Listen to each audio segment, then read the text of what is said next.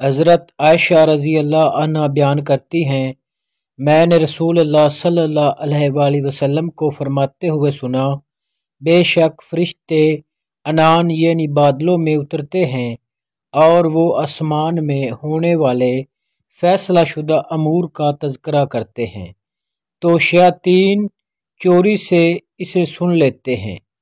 پھر وہ اسے کاہنوں تک پہنچا دیتے ہیں اور کاہن اس کے ساتھ اپنی طرف سے 100 جھوٹ بولتے ہیں۔ حضرت حفصہ رضی اللہ عنہ بیان کرتی ہیں، رسول اللہ صلی اللہ علیہ وآلہ وسلم نے فرمایا، جو شخص کسی کاہن کے پاس جا کر اس سے کسی گم شدہ چیز کے بارے میں دریافت کرے تو اس شخص کی 40 روز تک نماز قبول نہیں ہوتی۔